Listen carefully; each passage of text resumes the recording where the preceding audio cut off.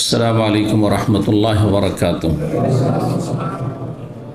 إن الحمد لله نحمده ونستعينه ونستغفره ونعوذ بالله من شرور أنفسنا ومن سيئات أعمالنا من يهده الله فلا مضل له ومن يضلل فلا هادي له وأشهد أن لا إله إلا الله وحده لا شريك له وأشهد أن محمدا عبده ورسوله صلى الله تعالى عليه وعلى آله وصحبه وسلم تسليما كثيرا أما بعد।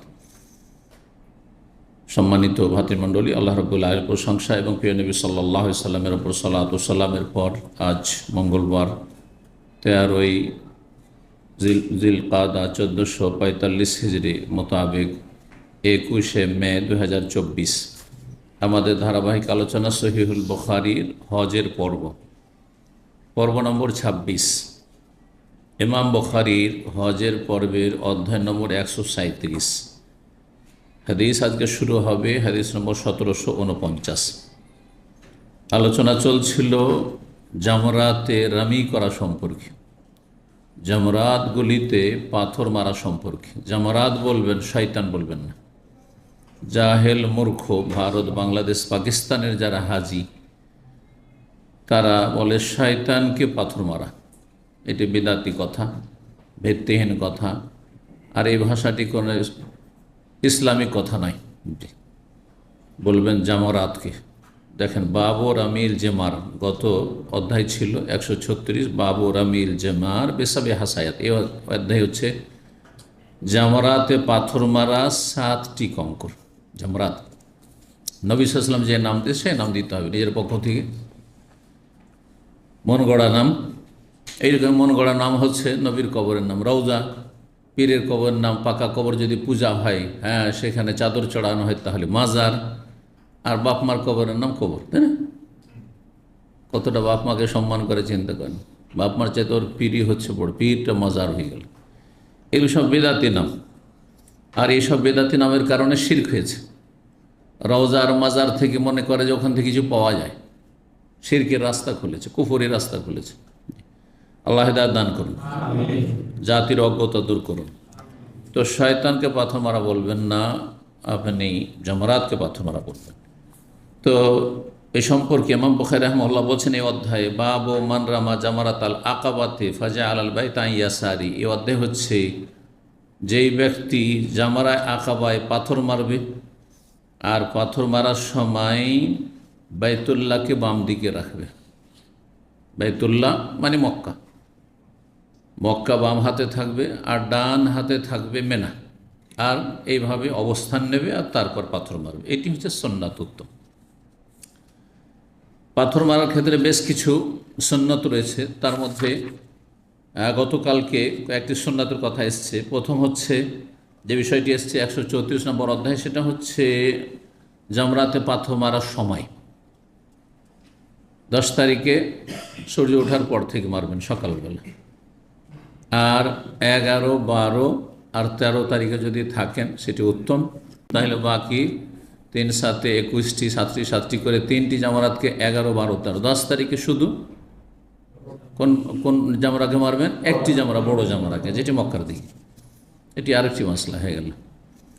তো পাথর মারার সময় 11, 12, 13 মাথার উপর থেকে সূর্য ঢলে যাওয়ার পরে, জাওয়ালের পরে এই বিষয়টি এসছে। তারপরে পাথর মারার ক্ষেত্রে সুন্নত হচ্ছে উপত্যকার মধ্যবর্তী স্থলে দাঁড়িয়ে পাথর মারা। যে জায়গাটি এখন সমতল হয়ে গেছে, কিন্তু সেটা বোঝার জন্য সহজ যে আপনি জামরাকে সামনে রেখে যখন কঙ্কর মারবেন, বাম দিকে কাবা মক্কা থাকবে আর ডান দিকে মেনা থাকবে। তারপরে জামরাতে পাথর মারবেন 7টির কমও না, বেশি না।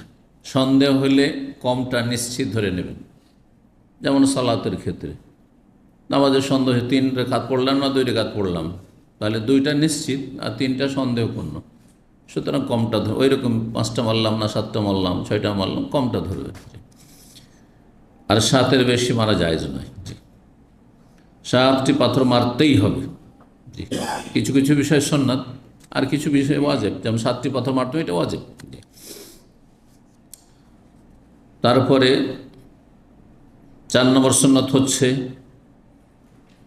যে যেটি বলে ফেললাম যে জামরাতে পাথর মারার সময় কাবাকে বাম দিকে রাখবেন আর মেনাকে ডান দিকে রাখবেন। 5 নম্বর হচ্ছে জামরাত পাথর মারার সময় তকবীর পাঠ করবেন, আল্লাহু আকবার, আল্লাহু আকবার তকবীর পাঠ করবেন। 6 নম্বর সুন্নাত হচ্ছে যে জামরায়ে কুবরা বড় জামরা, যেটি জামরায়ে কুবরা বড় জামরা বলা হয়, জামরায়ে আকাবা বলা হয়, এতে পাথর মারার পরে সেখানে থামবেন না, মেরে শেষ, থামবেন না, না ওখানে অবস্থান করবেন, থামবেন আর না ওখানে দোয়া করবেন। আর 11, 12, 13 তারিখে যে জামরাগুলা, প্রথম জামরা দ্বিতীয় জামরা, এই দুটো জামরাকে মেনার দিক থেকে এসে যখন পাথর মারবেন, পাথর মেরে কি করবেন? দোয়া করবেন। দোয়া করার সুন্নাত, দোয়া করার সময় কেবলামুখী হয়ে দোয়া করার সুন্নাত, কেবলামুখী হয়ে, হ্যাঁ জামরাতে দিয়ে মুখ করে নেয়, কেবলামুখী হয়ে, আর সামনে আরেকটু এগিয়ে, পাথর মারার পর একটু সামান্য এগিয়ে গিয়ে সেখানে দাঁড়িয়ে দীর্ঘক্ষণ দোয়া করা সুন্নাত। এই দোয়ার ক্ষেত্রে 8 নম্বর সুন্নত হচ্ছে যে রফুল ইয়াদাইন, হাত তুলে দোয়া করবেন, এমনি দোয়া নেই, দোয়া 2 রকম, এমনি দোয়া পাঠ করা আর একটি হচ্ছে হাত তোলা। এই ক্ষেত্রে হাত তুলে দোয়া করাই হচ্ছে সুন্নাত। কোন দুটি জামরায়? ছোট জামরা, মেজো জামরা, জি, প্রথমটি এবং দ্বিতীয়টিতে। এসব মাসাইলগুলি ছিল। তো তার কিছু হাদিস চলে এসছে আর সামনে কিছু আছে। বলছেন যে জামরায় পাথর মারার সময় বাইতুল্লাহ বাম দিকে থাকবে, আর বাইতুল্লাহ যখন বাম দিকে থাকবে তাহলে মেনা ডান দিকে থাকবে। 1749 নম্বর হাদিস, আব্দুর রহমান বিন ইয়াজিদ বিনুল আসওয়াদ, তিনি তাবেঈ, বলছেন আন্না হাজ্জা মা ইবনে মাসউদ, তিনি হজ করেছেন আব্দুল্লাহ ইবনে মাসউদ রাদিয়াল্লাহু তাআলার সাথে। এখানে ইবনে মাসউদ আসলো, আর এর আগে একটি হাদিসে এসেছিল আবদুল্লাহ। তাহলে দুটো সমন্বয় বোঝা গেল যে এ আবদুল্লাহ, শুধু আবদুল্লাহ, তো সাহাবী তো মেলা আবদুল্লাহ ছিলেন। কোন আবদুল্লাহ? ইনি ইবনে মাসউদ। জি। ফারাহু ইয়ারমিল জামরাতাল কুবরা বিসাবি হাসায়, তাকে দেখলেন যে তিনি বড় জামরাকে পাথর মারছেন 7টি পাথর। ফাজা আলাল বাইতা ইয়াসারি, তখন বাইতুল্লাহকে বাম হাতে রাখলেন, ও মেনা ইয়ামিনে, মেনাকে ডান দিকে রাখলেন। সুম্মা কালা, তারপর বলে হাযা মাকামুল্লাযী উনজিলাত আলাইহি সূরাতুল বাকারা, এটি হচ্ছে সেই ব্যক্তির অবস্থানের জায়গা যার প্রতি কি নাজিল হয়েছে? সূরা বাকারা। আর সূরা বাকারাতে হজের মাসাইল রয়েছে বলে গতকালকে বলেছি। 138 নম্বর অধ্যায় বলছেন বাবুন ইউকাব্বিরু মা কুল্লি হাসা, এই অধ্যায় হচ্ছে প্রত্যেকটি কঙ্কর মারার সময় কি করবেন? তাকবীর পাঠ করবেন। প্রথমবার শুধু বিসমিল্লাহ, ভালো কাজের জন্য। প্রতিবার বিসমিল্লাহ বলা বিদআত হবে, অনেকেই অজ্ঞতা, বিসমিল্লাহ আল্লাহু আকবার, বিসমিল্লাহ আল্লাহু আকবার, বিদআত, বাড়াইলে বেদাত। তাকবীর পাঠ করবেন। ক্বালা ইবনে ওমর, আব্দুল্লাহ ইবনে ওমর রাদিয়াল্লাহু তাআলা আনহু বলেছেন, নবী সাল্লাল্লাহু আলাইহি ওয়াসাল্লাম থেকে বর্ণনা করে এই মর্মে। জি।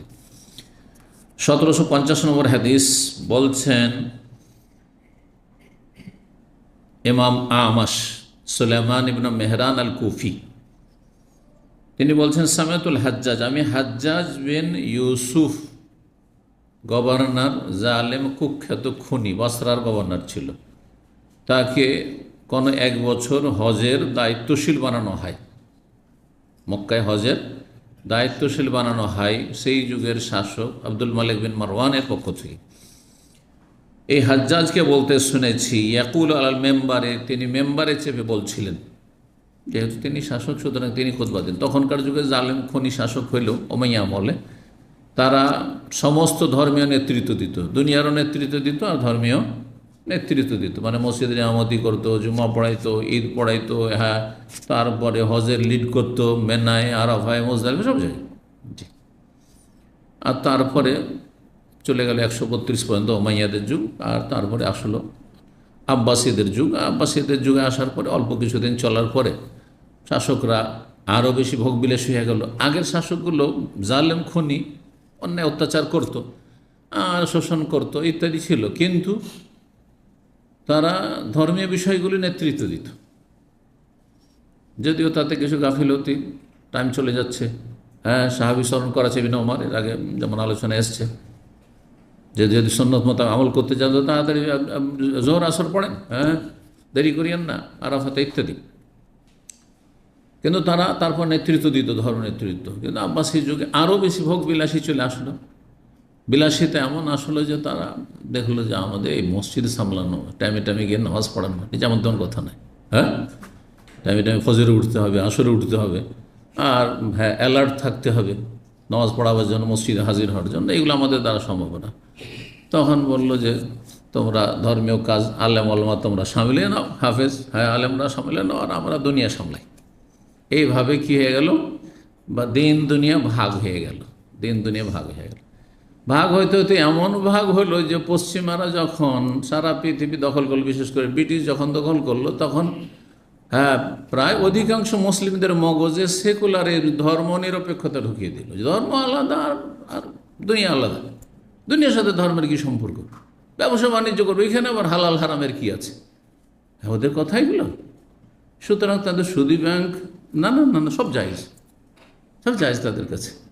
তারপরে ধর্ম পার্সোনাল ব্যাপার, হ্যাঁ ধর্মের সাথে এর সম্পর্ক নেই, দুনিয়ার সম্পর্ক নেই। সুতরাং যারা মসজিদ মাদ্রাসা করছে, ধর্মকর্ম করছে, রাজনীতির কথা বলবেন না। এগুলো কথা ওখান থেকে এসছে, কিন্তু ধর্ম নিরপেক্ষ থেকে এসছে। আর এমনকি শিক্ষা ব্যবস্থাও স্কুল আর মাদ্রাসা হয়ে গেল ভারত, বাংলাদেশ, পাকিস্তানে। স্কুল আর মাদ্রাসা, স্কুল মানে দুনিয়া পড়ো ওখানে, হ্যাঁ দিন নেই সেখানে, দিনের শিক্ষা নেই। আর থাকলেও নামকে আসতে হ্যাঁ বোকা বানাবার জন্য কিছুই শেখানো হয় না।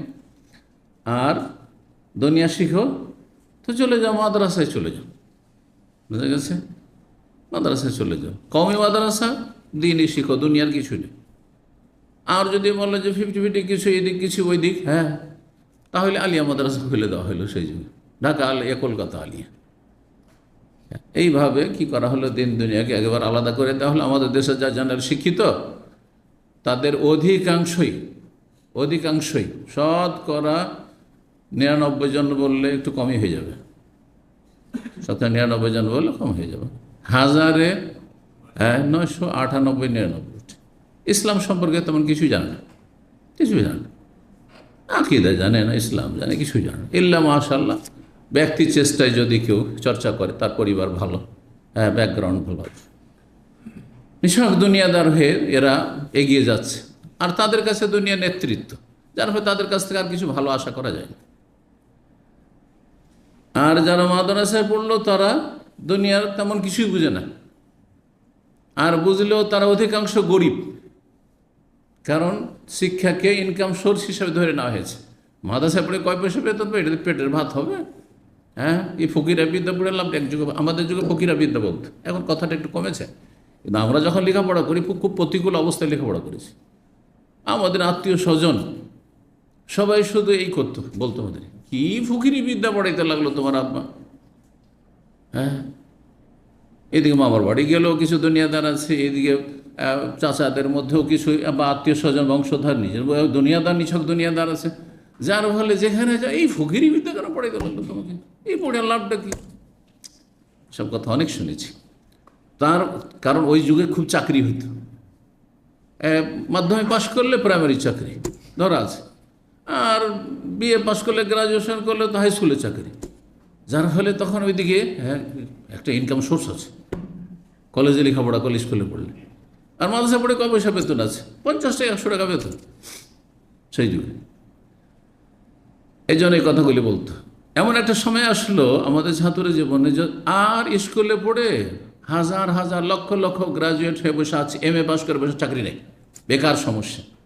তখন এই ফকিরি বিদ্যা কথাটা একটু কমেছে, এই ভাষাটি একটু কমে এসছে। একদিক দিয়ে ভালোই হয়েছে, চাকরি বাকরি হয় না তো, এ তো হয়েছে যে অন্তত তুচ্ছ তাচ্ছিল্য করছে না মাদ্রাসা পড়ুয়াদেরকে।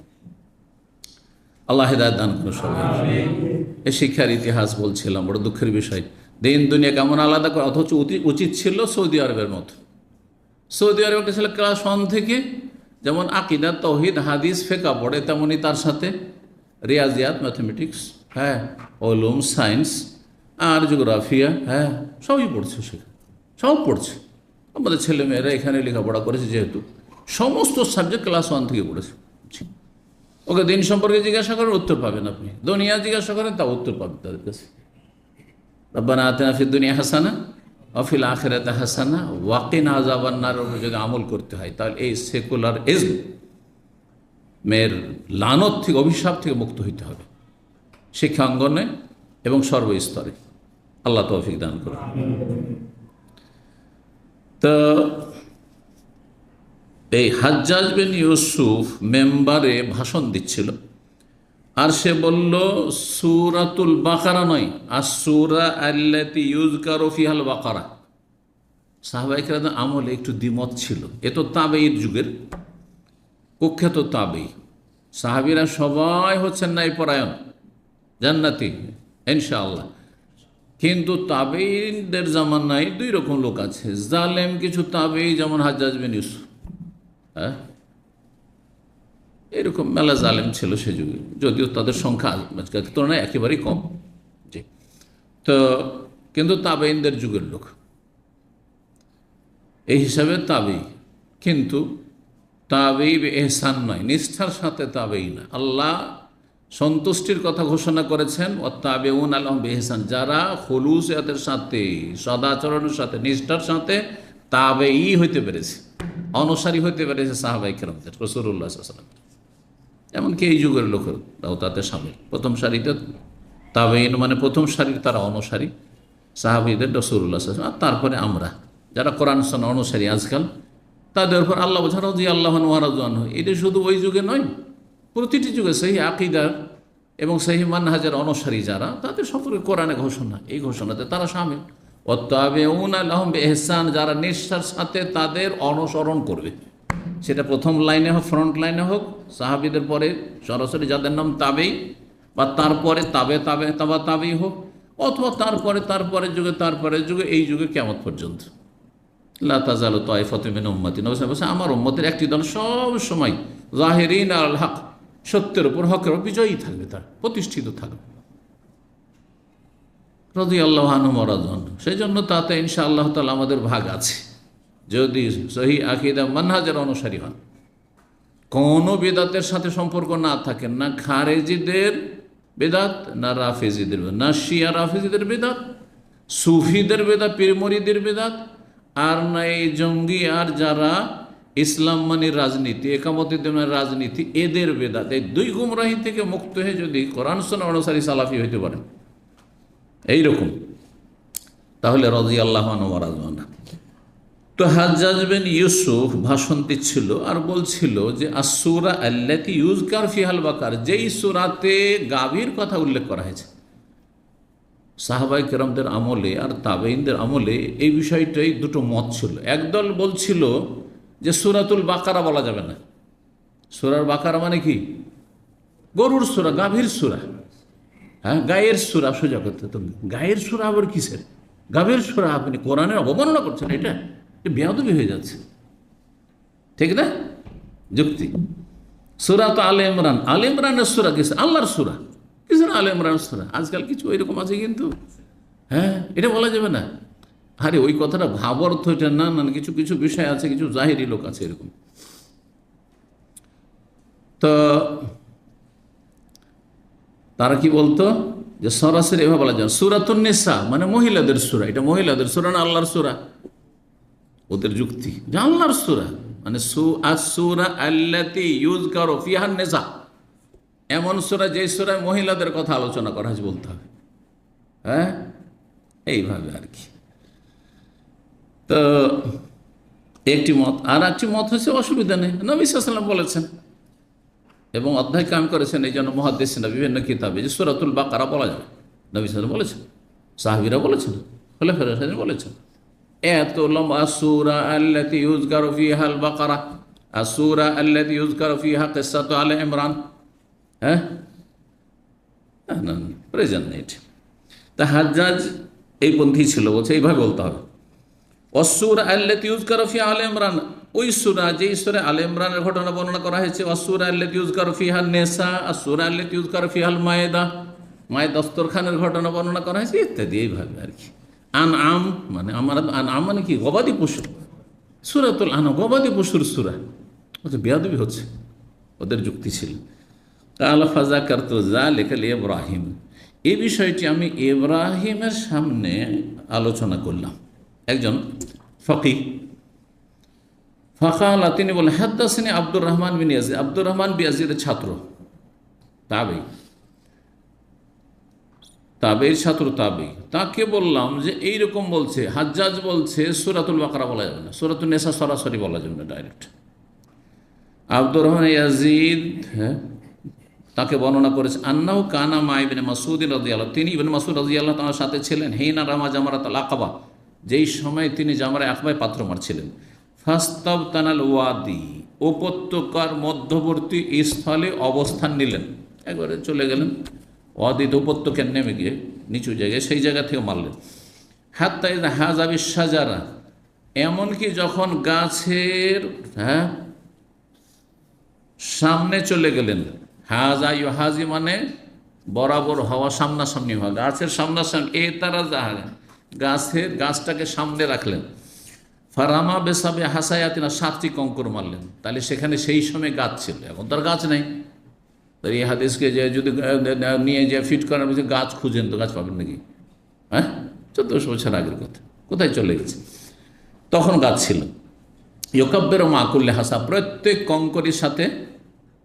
কঙ্করের সাথে তাকবীর পাঠ করছিলেন। সুম্মা কালা, তারপরে বললেন মিনহা হুনা ওয়াল্লাযী লা ইলাহা গায়রুহু, এখান থেকেই সেই সত্তার কসম করে বলছি যার ছাড়া কোনো সত্য মাবুদ নেই, কামাল্লাযী উনজিলাত আলাইহি সূরাতুল বাকারা, তিনি দাঁড়িয়েছেন যার প্রতি সূরা বাকারা নাযিল হয়েছে। এখানে সূরাতুল বাকারা, সূরা বাকারা কথা ইবনে মাসউদ নবী সাল্লাল্লাহু বিশিষ্ট সাহাবী, এমন ঘনিষ্ঠতা ছিল যে ইবনে মাসউদ প্রায় নবী সাল্লাল্লাহু আলাইহি ওয়াসাল্লামের বাড়ির খেদমত করতেন, সেই জন্য বাড়িতে মহিলারা পর্দার ভিতরে আছে, বাড়িতে ঢুকতেন। তো অনেকে মনে করতে যে ইবনে মাসউদ মনে হয় নবী সাল্লাল্লাহু আলাইহি ওয়াসাল্লামের পরিবারের কেউ সদস্য, হ্যাঁ, এরকম মনে করতেন অনেকে। বাইরের যারা সাহাবী মাঝে মধ্যে কখন আসতেন চিনতেন না ইবনে মাসউদ, এরকম। এত কাছের সাহাবী ছিলেন এবং ইসলামের প্রথম যুগে তিনি ইসলাম গ্রহণ করেছেন, যখন মাত্র হাতে গোনা কয়েকজন ইসলাম গ্রহণ করেছে। প্রবীণ সাহাবী রাদিয়াল্লাহু তাআলা আনহু। তাহলে সূরাতুল বাকারা বলা যাবে, তাই না? জি। 139 নম্বর অধ্যায় বলছে বাবু মান রামা জামারাতাল আকাবা ওয়া লাম ইয়াকিব। এই অধ্যায় হচ্ছে যে যেই ব্যক্তি জামরে আকাবা মারলো আর সেখানে থামলো না, এটি সুন্নাত। ওখানে থামবেন না, দোয়া করবেন না, মারা হয়ে গেছে চলে যান। এমনি সাথী সঙ্গী খুঁজছেন সেই জন্য থামছেন, ওটা আলাদা কথা। এমন না যে গজবের জায়গায় সেখানে অবস্থান করে, এমন কথা নাই। মানে এখানে আর থেমে কোনো কাজ নেই আর বাকি আপনার কাজে, মারা হয়ে গেছে, আপনি আপনার কাজে চলে যান। কালাহ ইবনে ওমর, আব্দুল্লাহ ইবনে ওমর রাদিয়াল্লাহু তাআলা আনহু বলেছেন, বর্ণনা করে আনিন নবী সাল্লাল্লাহু আলাইহি ওয়াসাল্লাম থেকে। 140 নম্বর অধ্যায় বলছেন বাবুন ইযা রামাল জামরাতাইন ইয়াকুমু মুস্তাকবিলাল কিবলাতি ওয়া ইউসহিলু। এই অধ্যায় আছে যখন দুটো জামরায় মেরে নেবে, প্রথম জামরা এবং দ্বিতীয় জামরা। ছোট, প্রথমটিকে ছোট বলা হয় আর দ্বিতীয়টিকে উস্তা মানে মধ্যম বলা হয়। জি, ঠিক আছে, উস্তা, জামরায় উলা, জামরায় উস্তা, আর তারপরে হচ্ছে জামরায় কুবরা, জামরায় উলা হচ্ছে সুগরা। তো যখন দুটো জামরা মারবে, প্রথমটি দ্বিতীয়টি, ইয়াকুমো, আর সেখানে দাঁড়াবে পাথর মারার পরে। কীভাবে দাঁড়াবে? মুস্তাকবিলাল কিবলা, কিবলামুখী হয়ে দাঁড়াবে, মক্কার দিকে মুখ করে। ওয়ায়ুসহিলু, এবং সমতল ভূমিতে চলে যাবে, নিচু জায়গায় উপত্যকায় যে সমতল ভূমি সেখানে চলে যাবে। তার মানে যে ওয়াদি উপত্যকা একটু ঢালু হয়ে আছে, ঢালুতে দাঁড়াবে না, ঢালুতে দাঁড়াবেন, বরং সমতল জায়গায় চলে যাবে। আরদুন সাহলা বলা হয় সমতল ভূমিকে।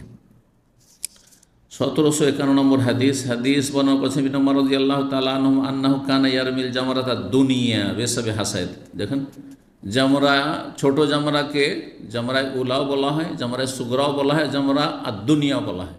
দুনিয়া মানে কি?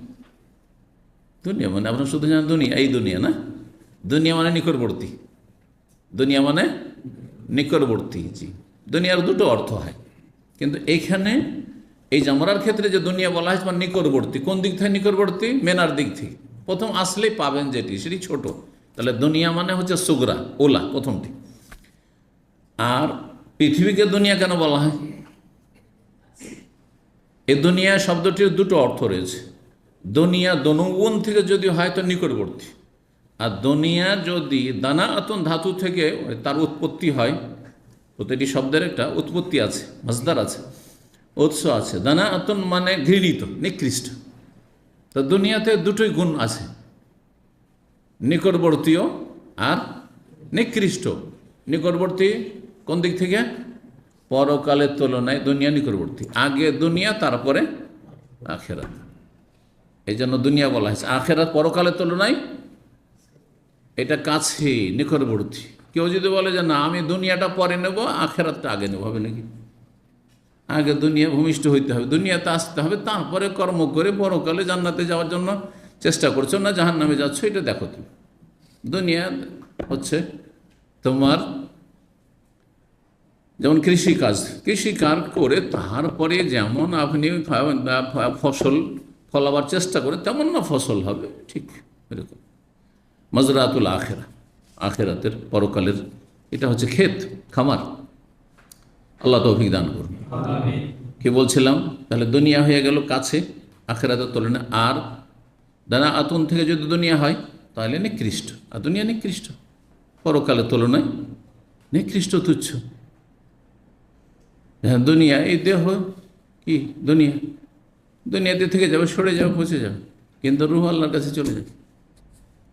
অথচ পুরো সারা জীবনের মেহনত পরিশ্রম যা কিছু দুনিয়াদারি করছেন এই দেহের জন্য, হ্যাঁ, এই 3.5 হাতের জন্য। তো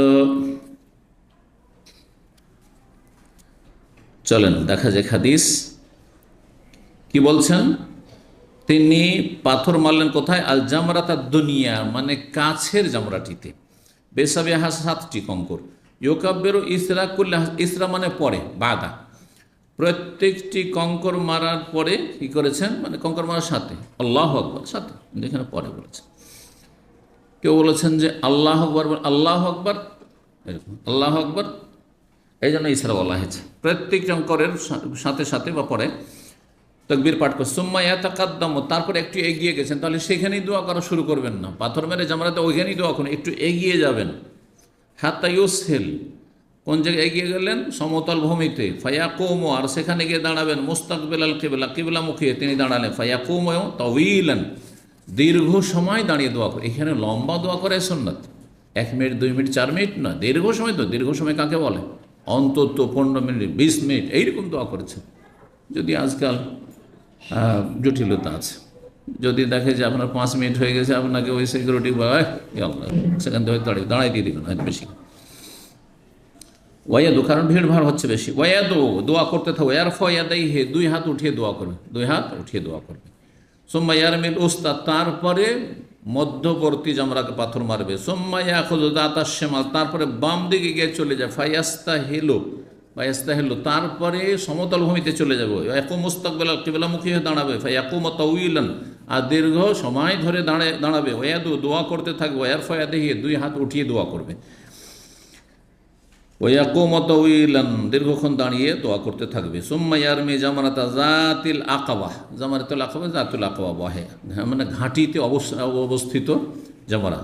2 দিক থেকে পাহাড় কাছে আসছে, আর ওই জায়গাটিকে ঘাঁটি বলা আরবিতে। ফালাক তাহমাল আকাবা, ওমা আদরাকামাল আকাবা, ঘাঁটি। জামরায় আকাবায় পাথর মেরেছেন। মিন বাতনিল ওয়াদি, উপত্যকার মধ্যবর্তী স্থল থেকে। ওয়ালা ইয়াকিফ ইনদা, সেখানে থামেননি। সোম্মায়ান স্যার, তারপর সেখান থেকে ফিরে গেছেন। ওয়াকুলু, আর বলেছেন হা কাজার আয়তুন নবী সাইয়াফালু, এইভাবে নবী সাল্লাল্লাহু আলাইহি করতে দেখেছি। কে বললেন? আব্দুল বিন ওমর রাদিয়াল্লাহু তাআলা, এটা সুন্নাহ ইবনে ওমর। 141 নম্বর অধ্যায় বলছে বাবু রাফিল ইয়াদান ইনদা জামরাতিদ দুনিয়া ওয়াল উস্তা। এই অধ্যায় হচ্ছে 2 হাত উঠিয়ে দোয়া করা মেনার দিক থেকে নিকটবর্তী জামরাই, মানে প্রথম জামরাই, ওয়াল উস্তা আর মধ্যবর্তী জামরাই, এই দুটোতে দোয়া রয়েছে। 1752 নম্বর হাদিস বর্ণনা করছেন সালেম বিন আব্দুল্লাহ, বলছেন আব্দুল্লাহ বিন ওমর, তার পিতা আব্দুল্লাহ বিন ওমর রাদিয়াল্লাহু তাআলা আনহুমা কি করতেন? কানা ইয়ারমিল জামরাতাদ দুনিয়া, কাছের জামরাটিকে মারতেন 7টি কঙ্কর। ইউকাব্বিরু ইসরা কুল্লি হাসাতিন, সুম্মা ইয়াতাকাদ্দামু ফায়ুসাল্লু, সামনে এগিয়ে যেতেন। ফায়াকুমু মুস্তাকবিলাল কিবলা কিয়ামান তাওয়িলান, ফায়াদু, দোয়া করতে থাকতেন। ওয়ারফা, 2 হাত উঠিয়ে। সুম্মা ইয়ারমিল জামরাতুল উস্তা, মধ্যবর্তী জামরাকে মারতেন। কাযালিক ফায়াখুযু যাতাশ শিমাল, তার বাম দিকে এগিয়ে যেতেন, তারপরে সমতল ভূমিতে চলে যেতেন, আর তারপরে কিবলামুখী হয়ে দোয়া করতেন। আগের হাদিসটি সেম। সুম্মা ইয়ারমিল জামরাতা জাতাল আকাবা মিন বাতনিল ওয়াদি ওয়ালা ইয়াকুল, সেখানে থামতেন না। ইয়াকুল, আর বলতেন তিনি হা কাযা রাআইতুন নবী ইয়াফআলু, এইভাবে নবী সাল্লাল্লাহু আলাইহি ওয়াসাল্লাম করতে দেখেছি। প্রথমটিতে দোয়া করেছেন, দ্বিতীয়টিতে দোয়া করেছেন, তৃতীয়তে দোয়া করেননি। 142 নম্বর অধ্যায় বাবু দোয়া ইনদাল জামরাতানি। এই অধ্যায় হচ্ছে দুটি জামরার পাশে দোয়া করবেন, তৃতীয় জামরায় দোয়া করবেন না। একই হাদিস আসছে 1753, সুতরাং বারবার কোনো নতুন শব্দ না আসলে আর অনুবাদ করছি না, আগের অনুবাদই ধরে নেন। রাসূলুল্লাহ সাল্লাল্লাহু আলাইহি ওয়াসাল্লাম সম্পর্কে বর্ণনা করছেন ইমাম জুহরি, কানা ইযা রামাল জামরাতাল্লাতী তালি মসজিদ মিনা। রাসূলুল্লাহ যখন ওই জামরাটিকে মারতেন যেটি মিনার মসজিদের দিকে আছে। মিনার মসজিদের দিকে কোন জামরা আছে? হ্যাঁ, ছোট জামরা, প্রথম জামরা। ইয়ারমিহা বেসাবে হাসায় 7টি কঙ্কর মারতেন। ইউকাব্বির কুল্লামা রামা বেহাসার, আর তাকবীর পাঠ করতেন প্রত্যেকটি জামরায় পাথর মারার সময়, তাকবীর পাঠ করতেন। সুম্মা তাকাদ্দামা আমামাহা, তারপর এগিয়ে যেতেন। আর ফাওয়াকাফা মুস্তাকবিল আল কিবলা, কিবলামুখী হয়ে দাঁড়াতেন। রাফিয়ান ইয়াদাহি, 2 হাত উত্তোলন করে দোয়া করতেন। ওয়াকান ইয়তিলুল ওকুফ, দীর্ঘ সময় তিনি দাঁড়িয়ে থাকতেন, দাঁড়িয়ে দোয়া করতেন। সুম্মা ইয়াতিল জামরাত সানিয়া, দ্বিতীয় জামরায়, উস্তা সানিয়া, দ্বিতীয় জামরা আসতেন। ফায়ার মিহা বেসাবাহা, 7টি কঙ্কর মারতেন। ইউকাব্বির কুল্লামা রামা বিহাসা, তাকবীর পাঠ করতেন প্রত্যেকটি কঙ্করের সাথে। সুম্মা ইয়ানহাদুরু যাত আল ইয়াসার, বাম দিকে একটু নিচে নেমে যেতেন। মিম্মা ইয়ালিল ওয়াদি, উপত্যকার কাছাকাছি। ফায়াকিফ, সেখানে গিয়ে থামতেন। মুস্তাকবিল আল কিবলা, কিবলামুখী হয়ে। রাফিয়ান ইয়াদাহি, 2 হাত উঠিয়ে দোয়া করতেন। সোম্মাইয়াতিল জামরাতাল্লাতী ইনদাল আকাবা, আকাবার কাছে জামরা, শেষ জামরা। ফায়ার মিহা বেসাবিহা, 7টি কঙ্কর মারতেন। 3 সাথে 21 হয়ে গেল। ইউকাব্বির ইনদা কুল্লি হাসা, তাকবীর এখানেও পাঠ করতেন। সুম্মা ইয়ানসার, সেখান থেকে ফিরে যেতেন। ওয়ালা ইয়াকিফু ইনদাহা, সেখানে অবস্থান করতেন না, দোয়াও করতেন না। জি। এবং সালেম বিন আবদুল্লাহ বলছেন যে ইউহাদ্দিসু মিসলি হাযা, এরকম বর্ণনা করতেন। ইমাম জোহরি বলছেন যে সালেম বিন আবদুল্লাহ আমার ওস্তাদ এভাবেই বর্ণনা করেছেন তার পিতা আবদুল্লাহ বিন ওমর থেকে, আর তিনি বর্ণনা করেছেন নবী সাল্লাল্লাহু আলাইহি ওয়াসাল্লাম থেকে। ওয়াকান ইবনু উমর ইয়াফআলু, আবদুল্লাহ বিন ওমর অনুরূপ আমল করতেন নবী সাল্লাল্লাহু আলাইহি ওয়াসাল্লামের মতো। জি। পাথরগুলি বড় হওয়া সুন্নাতের খেলাফ, বড় পাথর হবে না। নবী সাল্লাল্লাহু আলাইহি ওয়াসাল্লাম বলছেন এমন পাথর দিয়ে মারবে না যেই পাথর কারো মাথায় লাগলে মাথা ফেটে যায়, আর চোখে লাগলে চোখ কানা হয়ে যায়, হ্যাঁ, দাঁতে লাগলে দাঁত ভেঙে যায়। জি, এমন পাথর নয়। তাহলে বুঝতে পারছেন কেমন পাথর হইতে হবে? পাথর হইতে হবে বোটের দানার চাইতে সামান্য একটু বড় হইতে পারে। বোটের দানা থেকে সামান্য, আকবরও তাহলে সামান্য একটু বড়, বুটের দানা, বড় বুটের দানা ধরেন, বড় বুটের দানার মতো। আর যেটা মারবেন কিভাবে? হাসাল খাজফে, সহিহ মুসলিম হাদিসে রয়েছে, অন্য হাদিসে, বুখারীতে হাদিসটি আসেনি, সেজন্য এখানে সেটি উল্লেখ করে দিচ্ছি। হাসাল খাজফ অর্থাৎ এই দুটো আঙ্গুল দিয়ে, আপনার এই শাহাদাতের আঙ্গুল, যে তর্জনী আর বৃদ্ধাঙ্গুলি দিয়ে, এই দুটো দিয়ে যেমন মারে, অথবা এইভাবে যেন, হ্যাঁ, আল্লাহু আকবার।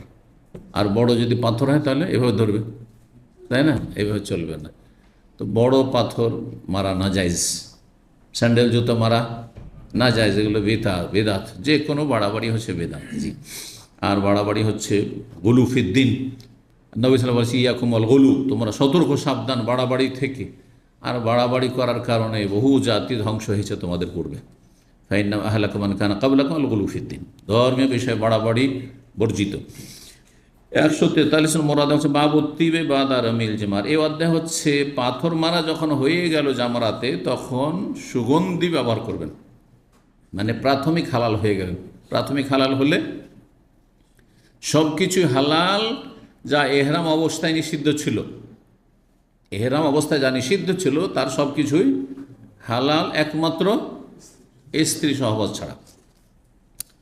ওয়াল হালকে, মাথা মুন্ডন করা, সুগন্ধি লাগাবেন, মাথা মুন্ডন করবেন। কাবলাল এফাজা, তওয়াফ এফাজা করার আগে। তাহলে তওয়াফ এফাজার আগে যদি কি করতে হয়? মাথা মুন্ডন করতে হয়। তো মাথা মুন্ডন করলেন মানে যখন হালাল হয় প্রাথমিক, তাহলে কাপড় যদি বদলানো সম্ভব হইতো বদলে নেবেন, যদি কাপড় আছে তাহলে। আর কাপড় নেই, ধরেন এখন যেতে হবে যারা ওই এক্সটেনশন মেনাতে থাকছে, ওখান থেকে আরও 4 কিলোমিটার, 3-4 কিলোমিটার যেতে হবে, প্রায় 45 মিনিট লাগবে হেঁটে আসতে ওখান থেকে। আবার ঘুরে উল্টো দিকে 45 মিনিট আসবে, ততক্ষণে মক্কা পৌঁছে যাবে হেঁটে। তাহলে ওই এহরামের কাপড়ে যেতে পারে। কিন্তু ধরেন যে আপনার বেল্টের পকেটে আতর আছে, আতর লাগিয়ে নিতে পারেন, ভালো লাগেছে না, কাপড় বদলাতে না পারলে।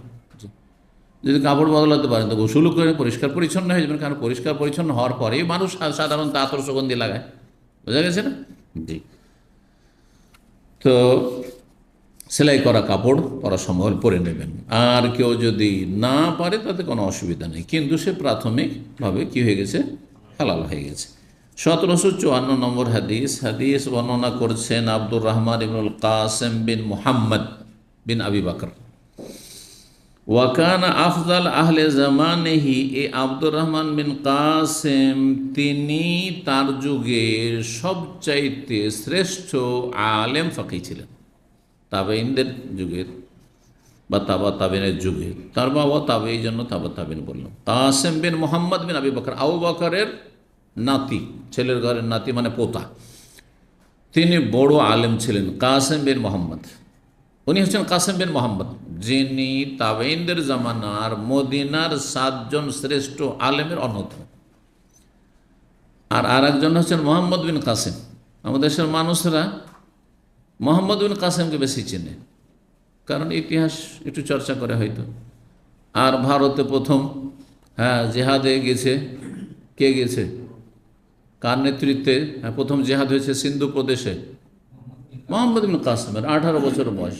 এই জন্য বললাম যে মোহাম্মদ বিন কাসেম আলাদা মানুষ, আর কাসেম বিন মোহাম্মদ হচ্ছে আলাদা। তো কাসেম বিন মোহাম্মদের ছেলেও তার যুগে যুগশ্রেষ্ঠ আলেম ছিলেন। আফজাল জামানি মানে যুগশ্রেষ্ঠ তিনি। আন্নাহু সামিআ আবাহু, তিনি তার পিতা থেকে কাসেম বিন মোহাম্মদ থেকে শুনেছেন। ওয়াকানা আফজাল আহলে জামানি, আর কাসেম বিন মোহাম্মদও যুগশ্রেষ্ঠ ইমাম এবং ফাকিহ ছিলেন। ইয়াকুল, তিনি বলেন, সামিআতু আয়েশা রাদিয়াল্লাহু আনহা, আমি আয়েশা রাদিয়াল্লাহু তাআলা আনহার কাছে শুনেছি। আয়েশা রাদিয়াল্লাহু তাআলা আনহার সাথে কাসেম বিন মোহাম্মদের সম্পর্ক কি আত্মীয়তার? কে বলতে পারি দেখি?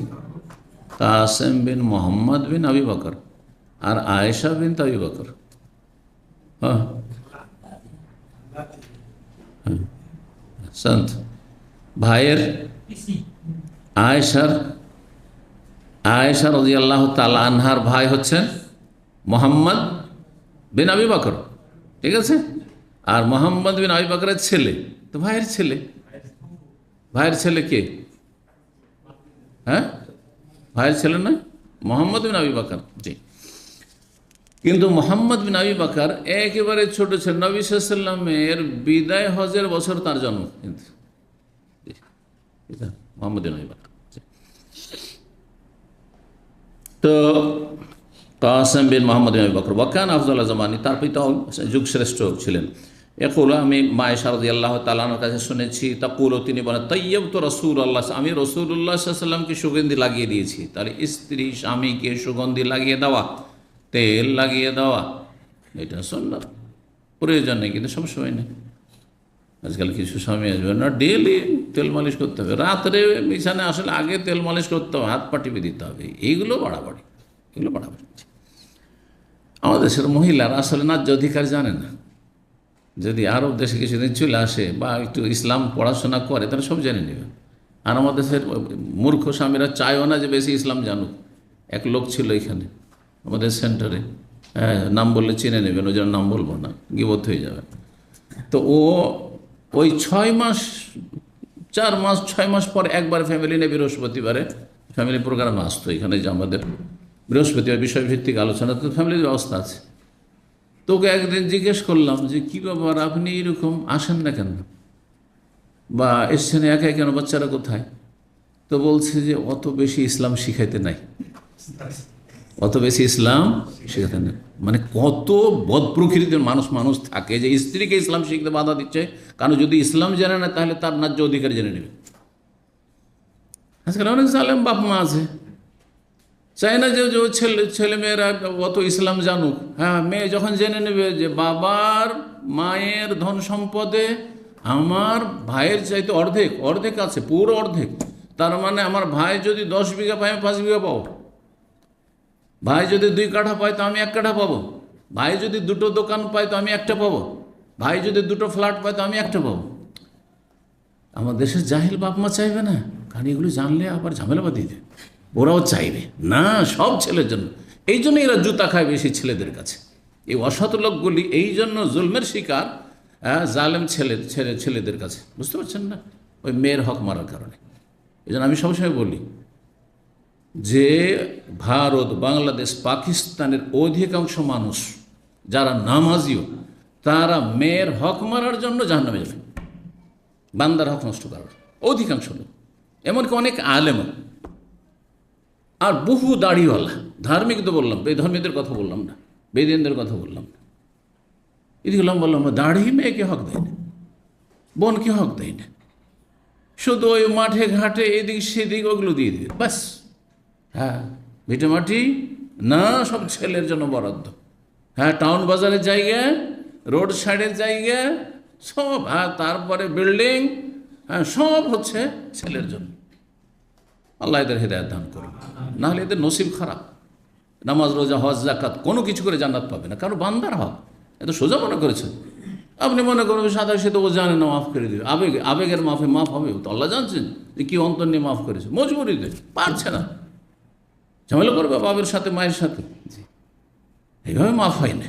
জি, তো এই জন্য আমি বলেছি, যদি এক লোক প্রশ্ন করছে আমাকে জুমে যে আমার বোন নিতে চায় না, ভাগ নিতে চায় না, আমি বললাম যে আপনার বোন যখন এত উদারতা দেখিয়েছে, আপনি আরেকটু বেশি উদারতা দেখবেন যে আমি নিতে চাই না, তুমি নিয়ে নাও সব। বলেন দেখি, কি বুঝলেন না? বুঝলেন না আমার ভাষা? বুঝলেন না? মানে আছে কোনো বান্দা আপনাদের মধ্যে যে বোনকে বলবে যে বোন, আলহামদুলিল্লাহ আমি রোজগার যথেষ্ট করছি সৌদি আরবে, 10 বিঘা বাবার জমি আছে, 1 কাঠাও লাগবে না, তুমি সব নিয়ে নাও? হ্যাঁ, ফেরেশতা ছাড়া কোনো মানুষ পাওয়া যাবে না, ফেরেশতা ছাড়া মানুষ পাওয়া যাবে না, আমি কিছু লাগবে না।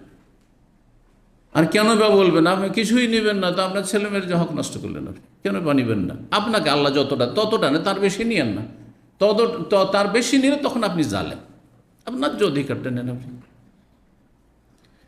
আল্লাহ হেদায়েত দান করুন আমাদের দেশের মানুষকে। তো কি বলছিলাম, হাদিস, রাসূলুল্লাহ সাল্লাল্লাহু আলাইহি সাল্লামকে আয়েশা রাদিয়াল্লাহু তাআলা আনহা আতর লাগিয়ে দিয়েছেন, বলছেন আমি আতর লাগিয়ে দিয়েছি বিয়াদাইয়া হাতাইন, আমার এই 2 হাতে, হাত দেখাচ্ছেন বিয়াদাইয়া হাতাইন, হিনা আহরামা, যাতে করে মানুষ সন্দিহান না হয় যে কি জানি। কারণ অনেকেই এহরাম বাঁধার আগেই এহরামের কাপড় পরে নিয়েছে, গোসলও করে নিয়েছে, আর উজুও করে নিয়েছে, তারপরে যদি আতর লাগাইতে দেখে, অধিকাংশ আজকালকার হজ উমরাকারীরা আপত্তি করবে, করবে না? করবে না? কারণ বিদাতিরা জানেই না। একমাত্র কোরআন সুন্নাহর অনুসারী যারা দিন সম্পর্কে জ্ঞান রাখে, তারা এই আমলটি করে। আতর লাগাইলে গোসল করার আগে লাগাবে, গোসল করার পর ও গায়ে থেকে যাবে, কি জানি ওইটা আমার কাপড়ে লেগে যাবে। তিনি তো নবী সাল্লাল্লাহু আলাইহি ওয়াসাল্লাম বেশি বুঝতেন। গোসল করার পরে প্রস্তুত হয়েছেন, একবার ইহরাম পরে রেডি আছেন, আর তারপরে লব্বাইক উমরা বলবেন, তার আগে এখানে আতর লাগাচ্ছে। এবার বোঝা গেছে? জি। হিনা আহরামা, এহরাম বাঁধার সময়, মানে এহরাম বাঁধার আগে, কিন্তু এহরামের কাপড়ে লাগাবেন না, কাপড়ে সরাসরি লাগাবেন। ওয়ালে হিল্লেহি, আর হালাল হওয়ার সময়, হিনা আহাল্লা, যখন তিনি হালাল হয়েছিলেন, কাবলা ইয়াতুহা, বাইতুল্লাহর তওয়াফ করার আগে, তওয়াফে জিয়ারা বা তওয়াফে ফাজার আগে আতর লাগিয়েছি আমি। তাহলে শেষে কখন আতর লাগানো চলবে আর এহরামের শুরুতে কখন আতর লাগানো চলবে, দুটো আমরা জেনে নিলাম। বোঝা গেছে না? জি। 140 নম্বর অধ্যায়, বাব ও তওয়াফিল ওয়াদা। এই অধ্যায় হচ্ছে বিদায় তওয়াফ সম্পর্কে, ওয়াদা বা ওয়েদা। আর এই দুটোই পড়া যায় আরবিতে, আর বাংলাতে ওইটাই হয়ে গেছে কি বিদায়। আরবিটাকে আমরা কিন্তু একটু বিকৃত করে বিদায় করে দিচ্ছি, কিন্তু শব্দ আরবি কিন্তু আমাদের। হ্যাঁ, বিদায় নিলাম, হ্যাঁ বিদায় দিচ্ছি, তো বেদা শব্দ থেকে এসছে। যে শব্দটি কিন্তু আরবি। এটা হচ্ছে ভাষার বৈশিষ্ট্য যে কোনো ভাষা স্বয়ং সম্পূর্ণ না, ভাষা ভাষা থেকে ধার করে, এক ভাষা আর এক ভাষা থেকে ধার করে। কোনো ভাষা বেশি ধার করে আর কোনো ভাষা কম ধার করে। তার মধ্যে সবচেয়ে কম ধার করে আরবি ভাষা। বুঝতে পারছেন? রিচ ভাষাটাকে বলা হয় রিচ। রিচ মানে কি? ধনী। রিচ ল্যাঙ্গুয়েজ, ইংরেজির একটা টার্ম আছে, পরিভাষা আছে। কোন ভাষাকে বলা হয় সমৃদ্ধ? যে ধনী হবে সে ধার নেবে না, কথা বোঝা গেছে? বা যে সচ্ছল হবে, যদি ধনী না হয়, মনটা ধনী, তার মনটা সচ্ছল, তখন ধার নেয় না মানুষ। কিন্তু খাই অনেক টাকা আছে, খাই আরও বেশি, মানুষের ধার নিয়ে বড় ব্যবসায়ী হব, সে ধনী না, সে ফকির, তার অন্তরটা ফকির। জি, ইন্নামাল ঘেনা ঘেনা নফস, নবী সাল্লাল্লাহু আলাইহি ওয়াসাল্লাম বলেছেন। অন্তরের স্বচ্ছলতা, অবামুক্ততা হচ্ছে আসল সচ্ছলতা। তো বিদায় তফ বলছিলাম, বিদায় তফ করতে হবে। এখন আমরা শেষের দিকে চলে এসেছি হজের, তাই না? সব হজের কাজ প্রায় শেষ হয়ে গেল, পাথর মারা হয়ে গেল। তারপরে মেনায় 11-12 তারিখের রাত থাকা ওয়াজিব, 13 তারিখের রাত থাকলে ভালো। আর তারপরে তখন যখন বিদায় নেবেন মক্কা থেকে কী করতে হবে?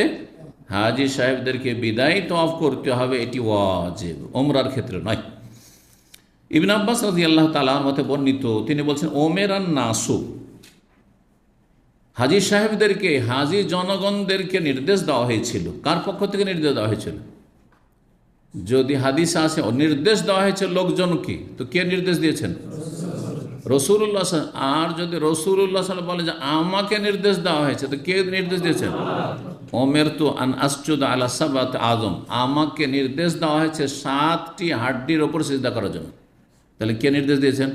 আল্লাহ নবীকে নির্দেশ দিয়েছেন। আর আমাকে, আপনাকে ওমেরান নাস, হ্যাঁ, লোকজনকে, মানুষকে নির্দেশ দেওয়া হয়েছে আইয়াকুন আখিরু আহদিহিম বিল বাইত, সর্বশেষ সাক্ষাৎ যেন তার হয় বা তাদের হয় বাইতুল্লাহর সাথে, যদি হজ করতে আসে। ওমেরান নাস মানে হুজ্জাজ, হাজি সাহেবদেরকে নির্দেশ দেওয়া হয়েছে, কারণ প্রসঙ্গ হচ্ছে বিদায় হজের ঘটনা, যে সর্বশেষ সাক্ষাৎ যেন হয় তাদের বাইতুল্লাহর সাথে। ইল্লা আন্নাহু, সাক্ষাৎ মানে কি? শুধু একটু দেখে নেবেন, এক নজর চলে যাবেন না, তওয়াফ করা। বাইতুল্লাহ তো হবে 7টা চক্কর দিতে হবে, 2 রাকাত সালাত আদায় করতে হবে, সাফা মারওয়া নয়। অনেকে কিন্তু ভুল করে, মনে করে যে সবসময় তো তওয়াফ করলে সাফা মারওয়া করি, তো বিদায় তওয়াফও সাফা মারওয়া। তো বিদায় তওয়াফে যদি সাফা মারওয়া কেউ করে, তো বিদায় তওয়াফ হলো না বিদায় সাফা মারওয়া হলো? বিদায় সাফা মারওয়া হয়ে গেল, তো বেদাত হয়ে গেল এটি। ইল্লা আন্না খুফিফ আনিল হায়েদ, তবে ঋতুবতী মহিলার জন্য হালকা করা হয়েছে। ঋতুবতী মহিলা 10 তারিখের তওয়াফ করে ফেলেছে, তওয়াফে ইফাজা, আর তারপরে মেনায় রাতগুলি থাকছে। 10 তারিখে তওয়াফটা শুধু করা হয়েছে, তওয়াফ করা হয়েছে, আর তারপরে মাসিক চলে এসছে। এখন মাসিক তো 6-7 দিন 8 দিন থাকবে। আর ধরেন লোকাল হাজি বা অনেক হাজির এসে, যারা প্রথম ফ্লাইটে এসছে, তাদেরকে 13 তারিখ 14 তারিখে ফ্লাইট, তাদের 14ই জিলহজে ফ্লাইট, তাহলে অতদিন পর্যন্ত থাকতে পারবে। ওরা 17-18 তারিখে হয়তো পাক হবে, তো বসে থাকবে না, কোনো প্রয়োজন নেই, চলে যাবে। মাফ করা হয়েছে ঋতুবতী মহিলা। ঋতুবতী মহিলাকে যখন মাফ করা হয়েছে, তাহলে এইরকমের নেফাস, কারো বাচ্চা ভূমিষ্ঠ হয়ে গেছে, পেটে বাচ্চা ছিল 9 মাস 10 মাসের, আর বাচ্চা ভূমিষ্ঠ হয়ে গেছে 10 তারিখের তওয়াফের পরেই, তাহলে মাফ, একই হুকুম। 1756 নম্বর হাদিস, কাতাদা রাদিয়াল্লাহু তাআলা আনহু বর্ণনা করেছেন, আন্না আনাস ইবনে মালিক রাদিয়াল্লাহু হাদাসাহু, আনাস মালিক রাদিয়াল্লাহু তাআলা হাদিস বয়ান করেছেন, আন্নান নবী সাল্লাল্লাহু যুহরা ওয়াল আসর ওয়াল মাগরিব ওয়াল ইশা, নবী সাল্লাল্লাহু আলাইহি সাল্লাম যোহর, আসর, মাগরিব, ইশা পড়লেন। কোথায় আর কখন, কোন তারিখে? তাহলে একটি হাদিস বোঝার জন্য প্রসঙ্গ বুঝতে হবে, যে আমরা তাহলে হজের শেষ দিকে, আর আলোচনা চলছে তাহলে হজের শেষ দিক সম্পর্কে। তো 13 তারিখে পাথর যখন মারা হয়ে গেল, 13 তারিখে পাথর মারা হয়ে গেল, মাথার ওপর থেকে সূর্য ঢলে যাওয়ার পরই পাথর মারা হয়ে গেল, তাহলে তার আগে জোহর নবী সাল্লাল্লাহু আলাইহি ওয়াসাল্লাম পড়েননি। আগে জোহর পড়েন, আগে কি করেছেন? পাথর মেরেছেন। পাথর মারা যখন তখন মিনা থেকে বেরিয়ে গেলেন, মিনা থেকে বেরিয়ে গেলে প্রায় 1 কিলোমিটার আসলেই মুহাসসাব, যে মুহাসসাব নয়, ওই জায়গার নাম হচ্ছে মুহাসসাব, ওই জায়গার নাম হচ্ছে কি আরো, হ্যাঁ বলে গেলেন, হ্যাঁ আরো নাম আছে। তো মুহাসসাব নাম প্রসিদ্ধ। আর তারপরে হাসবা, আর তারপরে আর খাইফে বানি কেনানা, এই নামগুলি এসছে।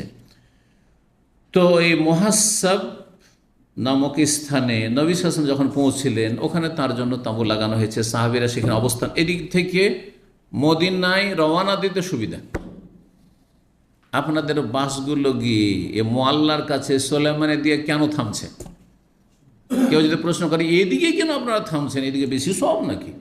বিসমিল্লাহ দিকে কেন থামছেন না? আজিয়ার দিকে কেন থামছেন না? ওই আজিজিয়ার রাস্তার দিকে কেন থামছেন না? ওই জারওয়ালের দিকে কেন থামছেন? জেদ্দা রোডের ওই দিকে কেন থামছেন না? বিন লাদেন মসজিদের দিকে? তাহলে কি উত্তর দেবেন? এই দিক থেকে বের হইতে সুবিধা, আমাদের ঢুকতে সুবিধা, বের হইতে সুবিধা। কারণ এই তাইফের দিক থেকে যখন ঢুকছেন, তখন প্রথম দিকে পড়ছে এই রাস্তাটি, পড়ছে মহল্লায় পড়ছে, আপনার জন্য সুবিধা। কথা বোঝা গেছে? তো নবী সাল্লাল্লাহু আলাইহি ওয়াসাল্লাম ওই জায়গায় অবস্থান এই জন্য করেছিলেন, এমন কোনো ফজিলত নয়, কিন্তু নবী সাল্লাল্লাহু আলাইহি ওয়াসাল্লাম ওখানে এই জন্য অবস্থান, আর এখানে অবস্থান করতে হবে এটিও সুন্নত, যার জন্য যেখানে সুবিধা। কিন্তু এখান থেকে মদিনা রওনা দেওয়ার জন্য রাস্তা সুবিধাজনক, এই জন্য। জি, তো বলছেন যে এইখানে পাথর মেরে এসে জোহর পড়লেন, আসর পড়লেন, মাগরিব পড়লেন, এশা পড়লেন, এমনকি অন্য রিওয়ায়াতে রয়েছে যে ফজরও পড়েছেন। সুম্মা রাকাদা রাকদাতান বিল মুহাসসাব, তারপরে অল্প কিছুক্ষণ মুহাসসাব নামক স্থানে ঘুমিয়েছেন। রকুদ মানে ঘুমানো, নওম। ওয়া তাহসাবুহুম আইকাযাম ওয়া হুম রকুদ, সূরা কাহফে রয়েছে। সূরা কাহফ কার মুখস্থ আছে? মাশাআল্লাহ। ওয়া তাহসাবুহুম আইকাযান ওয়া হুম রকুদ মানে কি? কি মানে? তাহলে হাফেজ মানে তো ক্যাসেট। ওই যুবকগুলিকে দেখলে মনে হইতো যে এরা জেগে আছে, জাগ্রত। আইকাযান, হ্যাঁ, আইকাজ মানে জাগ্রত। দেখ চোখ খোলা, মানে চোখ বন্ধ করে আছে, যে মরা মানুষ হয়তো। কারণ দীর্ঘদিন যদি চোখ বন্ধ করে পড়ে থাকে, হ্যাঁ, তাহলে কি মনে হবে? যে মরা মানুষ হইতো, তাই না? চোখ খোলা, কিন্তু অহম রকুদ, তারা ঘুমন্ত ছিল, ঘুমাচ্ছিল। রাখাদা রাখদা তারা রকুদ, সব ঘুমিয়েছিল, চোখ খুলে। আচ্ছা, দীর্ঘ সময় ধরে যদি একই অবস্থানে মানুষ শুয়ে থাকে তাহলে কি হবে? যারা রোগী, শয্যাশায়ী, তাদের পিঠে ফোসা নিয়ে নেয়, ঘা হয়ে যায়, এমনকি ইনফেকশনে মারাত্মক আকার ধারণ করে, হয় না? ওই জন্য ও নুকাল্লিবুহুম যাতাল ইয়ামিন ওয়া যাতাশ শিমাল, আল্লাহ বলছেন একবার ডান দিকে কাত হচ্ছে, এবার বাম দিকে কাত হচ্ছে, হ্যাঁ, এইরকম।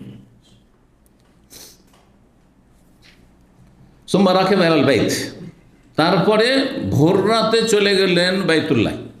ফাতাফা বিহা, আর বিদায় তওয়াফ করে আসে, একবারে শেষখানে গিয়ে বিদায় তওয়াফ করেছে, শেষখানে গিয়ে বিদায় তওয়াফ করেছে। অথচ সেখান থেকে, যে মুহাসসাব থেকে কাবা হচ্ছে মাত্র 3 কিলোমিটার বেশি হবে না, বুঝা গেছে না? 3 কিলোমিটার বেশি হবে না। তো এই 3 কিলোমিটার দূরে অবস্থান করছেন, জোহর পড়লেন, আসর পড়লেন, মাগরিব পড়লেন, এশা পড়লেন, হ্যাঁ, কিন্তু হারামে সালাত পড়ার জন্য গেলেন না। তারপরেও আজকাল মানুষ উপচে পড়ছে হারামে। তাই নবী সাল্লাল্লাহু আলাইহি ওয়াসাল্লাম এই নামাজগুলি যদি, চলো এখানে ক্ষমা থাকলো, চলো জোহর আসরটা পড়ে আসি, আবার না হয় কমপক্ষে মাগরিব এশাটা পড়ে আসি, যেমন আজকাল অনেকে করছেন, যে হোটেলে থাকলাম, রোদে গেলাম না, চলো জোহর আসর মাগরিব এশাটা পড়ে আসি। এইরকম যদি নবী সাল্লাল্লাহু আলাইহি ওয়াসাল্লাম করে দিতেন তো কত আরও মানুষ ভিড় করতো, আর মানুষের যেন কষ্টের কারণ হয়ে যেত, যেন নবী সাল্লাল্লাহু আলাইহি ওয়াসাল্লাম জাননি। তাহলে বোঝা গেল যে এবাদতের কোয়ালিটি হইতে হবে।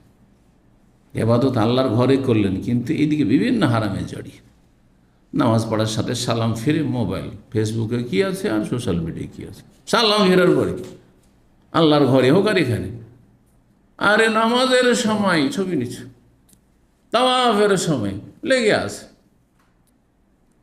কিসের ইবাদত এগুলো? খেল তামাশা এগুলো। অধিকাংশ লোকের হজ উমরার অবস্থা এরকমই কোয়ালিটি।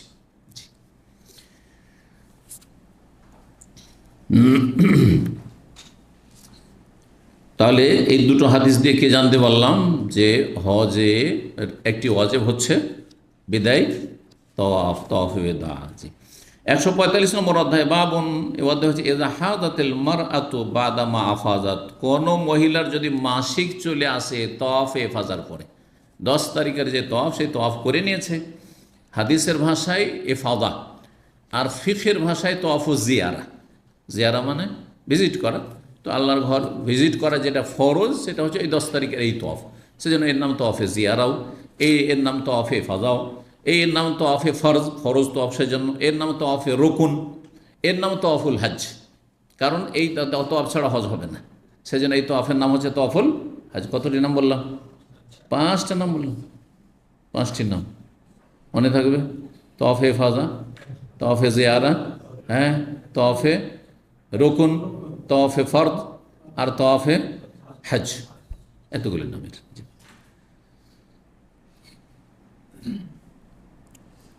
1757 নম্বর হাদিস বর্ণনা করেছে মায়েশা রাদিয়াল্লাহু তাআলা আনহা, বলছেন আন্না সাফিয়াতা বিনতা হুয়াই, হুয়াইর মেয়ে সাফিয়া রাদিয়াল্লাহু তাআলা আনহা জাওজান নবী সাল্লাল্লাহু আলাইহি ওয়াসাল্লামের সহধর্মিণী হাদাত, তার মাসিক হয়ে গেছিল। ফাযাকারতু যালিকা লিরাসূলিল্লাহ, তখন আমি এই বিষয়টি বর্ণনা করলাম রাসূলুল্লাহ সাল্লাল্লাহু আলাইহি ওয়াসাল্লামের সামনে যে সাফিয়ার তো মাসিক হয়ে গেছে। ফাকাল, তখন তিনি বললেন, আহাবেসাতো নাহিয়া, মাসিক চলে এসছে তার, এই অবস্থা এখনো হজের কাজ বাকি আছে, তাহলে সে কি আমাদেরকে বাধাগ্রস্ত করে মদিনা রওনা দিতে নাকি? তাহলে ওর জন্য আমাদেরকে 2, 4, 5 দিন 7 দিন এখন অবস্থান করতে হবে এখানে? হজের পরে পরে কিন্তু নবী সাল্লাল্লাহু আলাইহি ওয়াসাল্লাম 14 তারিখের সকালে রওনা দিয়েছেন, ফজর পড়ে সকালবেলায় রওনা দিয়েছেন। জি, রওনা দিয়েছেন। তো সে কি আমাদেরকে বাধাগ্রস্ত করবে তফ হেফাজত যদি না হয়ে থাকে? কালু, তখন সবাই বলল, ইন্নাহা কাদ আফাজাত, সে কিন্তু তওয়াফ হেফাজা করে ফেলেছে। 10 তারিখের যে তওয়াফ, যেটা রুকুন ফরজ, সেটা হয়ে গেছে তার। কালা, তখন বলে, ফালা এজান, তাহলে আর অসুবিধা নেই। ফালা হারাজ এজান, তাহলে কোনো অসুবিধা নেই, আর আমাদেরও কোনো অসুবিধা হবে না, কারণ ঋতুবতী মহিলার জন্য বিদায় তওয়াফ মাফ, ডিসকাউন্ট। জি, 1758 এবং 1759 নম্বর হাদিস। হাদিসে যেহেতু সনদ দুটি আছে, সেই জন্য সনদকে কেন্দ্র করে 2টি নাম্বার করেছেন। বর্ণনা করেছেন ইকরামা বলছেন, আন্না আহলাল মাদিনাতে সালু ইবনে আব্বাস রাদিয়াল্লাহু আনহুমা আন ইমরাতিন তাফাত সুম্মা হাজাত। মদিনাবাসী আব্দুল্লাহ বিন আব্বাস রাদিয়াল্লাহু তাআলা আনহুকে জিজ্ঞাসা করলো জনৈক মহিলা সম্পর্কে, যে তাওয়াফ করার পরে কি হয়েছে, তার মাসিক চলে এসেছে। 10 তারিখে তওয়াফ করার মাসিক চলে এসেছে। কাল আলাহুম তানফিরু, তখন তাদেরকে উত্তরে বললেন, হ্যাঁ সে চলে যেতে পারে, কারণ বিদায় তওয়াফ তার জন্য ওয়াজিব নয়। কালু লা নাখুযু বিকাউলিকা ওয়া নাদাউ কাওলা যায়েদ, আপনার কথা নেব না, আপনার কথা নিলে যায়েদ বিন সাবিতের কথা ছেড়ে দিতে হয়। আপনার কথা নেব না যায়েদ বিন সাবিতের কথা নেব? যায়েদ বিন সাবিত কোরআনে কারীমের লেখক, হ্যাঁ, বিশিষ্ট সাহাবী। আর যায়েদ ইবনে সাবিত ইবনে আব্বাসের তুলনায় বয়োজ্যেষ্ঠ, এ যুবক, একটা যুবক ছেলে, সঠিক কথা বলছে এই ছেলে হয়তো, হ্যাঁ। আর একজন মুরব্বী, দাড়ি লাল, ধরেন ও তার বিপরীত বলছে। কার কথাকে মানুষ গুরুত্ব দেবে? যে বয়োজ্যেষ্ঠ তার কথাকে গুরুত্ব দেবে। তো যায়েদ ইবনে সাবিত বয়স্ক মানুষ ছিলেন। তো বলছেন যে লা নাখুযু বিকাউলিকা, মদিনাবাসী ফতোয়া শুনে, ফতোয়া কি ছিল? যে একজন মহিলার মাসিক চলে এসছে, কিন্তু মাসিকটা কখন এসছে? 10 তারিখের তওয়াফ হেফাজা করার পরে। তখন ইবনে আব্বাস হুকুম বলছেন যে চলে যেতে পারে, চলে যাবে, তার আর থাকতে হবে না। তখন বলছেন যায়েদ ইবনে সাবিত আপনার বিপরীত ফতোয়া দিচ্ছে, আর আপনি তো অল্প বয়সের মানুষ। হ্যাঁ, ইবনে আব্বাস নবী সাল্লাল্লাহু আলাইহি ওয়াসাল্লামের ইন্তেকালের সময় তার বয়স 14-15 বছর।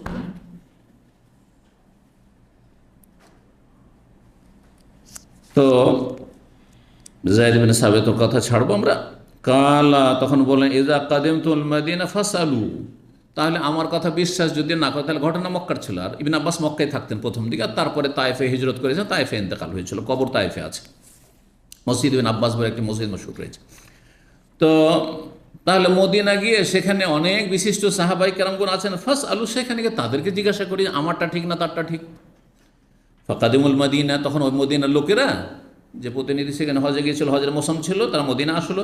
ফাসা আলু, তারা জিজ্ঞাসা করলো অন্যান্য সাহাবাই কেরামকে। ফাকানা ফিমান সালু, যাদেরকে জিজ্ঞাসা করে তাদের মধ্যে অন্যতম ছিলেন উম্মে সুলাইম রাদিয়াল্লাহু তাআলা। উম্মে সুলাইম হচ্ছেন আনাসের মা, আবু তালহার স্ত্রী, বুঝা গেছে না, যার নাম ছিল রোমাইসা।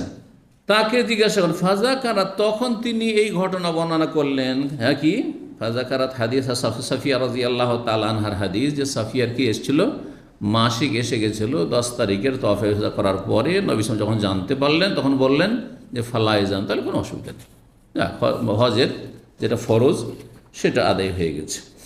1760 নম্বর হাদিস, ইবনে আব্বাস রাদিয়াল্লাহু তাআলা আনহু বর্ণিত, তিনি বলছেন, রুখিস আলিল হায়েজ, ঋতুবতী মহিলাকে ছাড় দেওয়া হয়েছে, আনতানফেরা ইজা আফাজা, যদি তওয়াফ হেফাজা করে নিয়ে থাকে তাহলে সে রওনা দিতে পারে, চলে যেতে পারে। 1761 নম্বর হাদিস, তিনি বলছেন, ওয়াসামিতু ইবনে ওমর, আব্দুল্লাহ বিন ওমর রাদিয়াল্লাহু তাআলা আনহুমাকে বলতে শুনেছি, ইয়াকুল ইন্নাহা লা তানফিরু, আব্দুল্লাহ বিন ওমর এরকম বলতে, ইন্নাহা লা তানফিরু, সুম্মা সামিতু ইয়াকুলু বাদু ইন্নাহু রাখাসা লাহুন্না। আব্দুল্লাহ বিন ওমর রাদিয়াল্লাহু তাআলা আনহুমা প্রথম দিকে বিষয়টি জানা ছিল না, যার ফলে তিনি কি বলতেন, যে যার তফে এফাদার করে মাসিক হয়ে গেছে, আর বিদায় তফ বাকি, সে অপেক্ষা করে যেতে পারবে না, লা তানফির যেতে পারবে না। সুম্মা সামেতুহু, তারপরে তার থেকে বর্ণনাকারী হচ্ছেন এইখানে তাউস, ইমাম তাউস ইবনে কায়সান, প্রখ্যাত তাবিঈ ছিলেন। তিনি বলছেন তারপরে তাকে বলতে শুনেছি যে ইন্নান নবী সাল্লাল্লাহু আলাইহি ওয়াসাল্লাম রাখাসাল্লাহুন্না, নবী সাল্লাল্লাহু আলাইহি ওয়াসাল্লাম ঋতুবতী মহিলাদেরকে ছাড় দিয়েছেন। তাহলে পরে তিনি মাসলা জেনেছেন। এত বড় বিশিষ্ট সাহাবীরা আগে এক ফতোয়া দিয়েছেন, পরে আর এক ফতোয়া দিয়েছেন। কেউ আপত্তি করেছে যে এটা কেমন হইল? হ্যাঁ, এত বড় সাহাবী, এত বড় আলেম, এত বড় জ্ঞানীগুণী মানুষ, একবার বলছে এইরকম, আর এক বলছে ওইরকম বলেছেন। আর তারা জ্ঞানী ছিলেন, সেই যুগের মানুষ। কিন্তু আজকাল যদি আমি গত সপ্তাহে একটা ফতোয়া দিই, আর আজকে বলছে না ভাই, হ্যাঁ ওইটা ঠিক না, আজকে এটা বলছে যে কী, কিছু জানে, কিছু জানে? হ্যাঁ, কারণ জাহালাত বেশি, অজ্ঞ মানুষরা এলেমের কদর বুঝে না।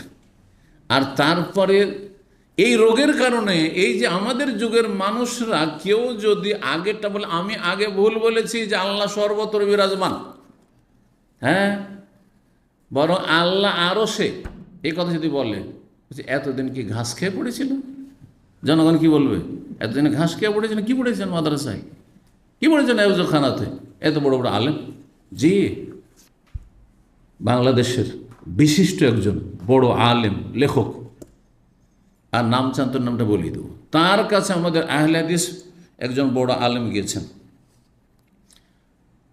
আজকে থেকে প্রায় 30 বছর আগের ঘটনা। তারপরে গিয়ে বলছেন যে আপনারা যে বলছেন যে আল্লাহ সর্বত্র বিরাজমান, এই কথা তার তফসির আছে, এই যে তফসির মারুফুল কোরআন বাংলায়, তার লেখক তো বুঝেই নেবে, তার অনুবাদককে, লেখক মুফতি শাফি পাকিস্তানের, আর তার অনুবাদক হচ্ছেন হ্যাঁ বড় একজন আলেম ছিলেন খান সাহেব। চেনেন না? জানেন না? তাতেও যদি না চেনেন তো থাক। তো যাই হোক, রাহিমাহুল্লাহ, আল্লাহ রহম করেন, আল্লাহ ভুল ত্রুটি মাফ করেন, তারা জানার চেষ্টা করেছে কিনা আল্লাহ বুঝবেন। তো কথা হচ্ছে যে এগুলো কিন্তু বড় আকীদার ভুল। গিয়ে বলছে যে আল্লাহ তো বলছেন যে আরো সে আল্লাহ, হ্যাঁ, আর রহমান আরো সিস্তাওয়া, আরো সে, হ্যাঁ, আমিন তুমান ফিস সামাই, যিনি আকাশে, তার থেকে তোমরা ভয় করো না? তা আল্লাহ আকাশে, হ্যাঁ। আর তার বলছেন আল্লাহর জন্য কোনো দিক নির্ণয় করে, দিক বলা যাবে না যে আল্লাহ উপরে, আল্লাহ সর্বত্র, কথা বলছেন, এত বড় গুমরাহি। তখন তিনি বলছেন তাই তো এতদিন বইলে এলাম, সারা জীবন বয়স 60, 70, 75 হয়ে গেল, আর এখন কিভাবে বলবো যে না আগের কথাটি বলছি? বুঝতে পেরেছেন এটা কেন হয়েছে? কেন? আর ছোটোখাটো যারা মোল্লা মৌলবি, যেগুলোকে হুজুর বলছেন, মসজিদের ইমাম, এইগুলো তো বলতে হবে না। ভুল যদি একবার বলে দেয় তো তার মান সম্মানটা আগে, ও জাহান্নামে যাবে, কিন্তু মান সম্মান নষ্ট করবে না। এটা ভুল ফতোয়া দিয়ে তারপরে দিন বলছেন না আমি ভুল বলেছেন, মোটেই না, ভুলের ওপরে অটল থাকবে। কথা বোঝা গেছে? মিশামিশি বলে দেবে, দলিল বলছে বুখারীতে আছে, মুসলিম আছে, সব কিতাবে আছে, হ্যাঁ দেখেছি এইরকম। যখন হাতে নাতে ধরা হয়েছে যে কোথায় কোন হাদিসের কিতাব বের করে দেয়, তখন ভুল স্বীকার করেছে, যখন কোরআন সুন্নাহ আলেমের পাল্লাতে পড়েছে। তো বুঝছেন না কেন এটা হয়েছে? কারণ জনগণ মনে করে যে মাদ্রাসা পড়ে নিয়েছে ও ফেরেশতা হয়ে গেছে, ভুল করে না, ভুল ফতো হইতে পারে না। এই জন্য আবু হানিফা ভুল করতে পারে না, শাফি ভুল করতে পারে না, মালিক ভুল করতে পারে না, আহমদ ভুল করতে পারে না। 4 মযহাব 4টাই ঠিক, 4টাই ঠিক, ওটা এক ইসলামকে 4 ইসলাম বানিয়ে দিল। কথা বুঝতে পেরেছেন? মুশকিল তো এখানে। যেখানে আব্দুল্লাহ বিন ওমর, যায়েদ ইবনে সাবিত, যায়েদ বিন সাবিতের ফতোয়া ভুল না? ভুল কি না? ভুল। ইবনে আব্বাসের ফতোয়া ঠিক, যায়েদ বিন সাবিতের ফতোয়া ভুল। তারপরে আব্দুল্লাহ বিন ওমরের প্রথম ফতোয়া ভুল ছিল, নিজেই তিনি কি করেছেন, প্রত্যাহার করেছেন, রুজু করে ফিরে এসেছেন। তাহলে চিন্তা করুন তো দেখি, তাহলে মানুষ মাত্রে ভুল হতে পারে, যতই বড় ইমাম হোক আর আলেম হোক না কেন। আজকে একটি কথা ইমাম আবু হানিফা রাহিমাহুল্লাহ বলছেন, আজকে আমরা একটা কথা বলি, কালকে আর একটি বলি, সেই জন্য আমাদের অন্ধ অনুসরণ করিও না। ইমাম শাফি এরকম বলেছেন, ইমাম মালিক বলছেন ইন্নামা আনা বাশারুন উখতি ওয়াসিফ, আমি মানুষ, ভুলও বলি ঠিকও বলি। ফাইদা ওয়াফাকাল কিতাব ওয়াস সুন্নাহ, কোরআন সুন্নাহর পক্ষে হইলে নেবে, দলিলের পক্ষে হইলে। আর মালাম ইয়াফিকুল কিতাব ওয়াস সুন্নাহ, কোরআন সুন্নাহর খেলাফ যদি হয় ফাতরুকু, ছেড়ে দাও, ছেড়ে ফেলো। আল্লাহ হেদায়েত দান করুন। তো এই ছিল হাদিস। আর তারপরে একটি লম্বা হাদিস আসছে এই অধ্যায়ের, সুতরাং সেটা আজকে রেখে দিচ্ছি, আর আগামীকালকে ইনশাআল্লাহ তাআলা আমাদের এই হজের পর্ব দীর্ঘ সময় ধরে যে চলে আসছে, ইনশাআল্লাহ শেষ হয়ে যাবে 27টি পর্বে। আর তারপরে ওমরার পর্ব আসবে, 2-3টি ওমরার পর্ব হবে হয়তো, বা তারও বেশি হবে। জি, তো ইনশাআল্লাহ ওমরা, আর তারপরে ইনশাআল্লাহ আর কিছু মাসাইল আসবে। আর তারপরে শেষ মদিনার ফাজাইল দিয়ে আমরা ইনশাআল্লাহ হজের আগে আগে এই সমস্ত পর্বগুলি, হজের সাথে সম্পর্কিত, ওমরার সাথে সম্পর্কিত যতগুলি পর্ব রয়েছে, হাদিস রয়েছে, আমরা শেষ করতে পারবো। আল্লাহ যেন কবুল করেন, তৌফিক দান করেন, এবং দিনের আমাদের খাদেম হিসাবে আল্লাহ কবুল করেন, ইখলাস দান করেন। যেসব ভাইরা দিন শিখছেন তাদের এলমে আমলে বরকত দান করেন, রুজিতে বরকত দান করেন। যারা ইসলামী সেন্টারে কষ্ট করে আসছেন, দীর্ঘ সময় বসে থাকছেন, আগে ভাগে আসার চেষ্টা করেন, আল্লাহ রাব্বুল আলামিন তাদের যেন বরকত দান করেন। আর যারা শেষ দিকে একবার আসছেন তাদেরকে আল্লাহ তৌফিক দান করেন আর হেদায়েত দান করেন, আরও বেশি আগ্রহী করে দেন, এবং ভালো কাজে অংশ নিয়ে দুনিয়া আখিরাতের সার্বিক কল্যাণ হাসিলে তৌফিক দান করেন। জাযাকুমুল্লাহ খাইরান ওয়া সাল্লাল্লাহু আলা নবিয়িনা মুহাম্মদ ওয়া আলা আলিহি ওয়া সাহবিহি আজমাইন।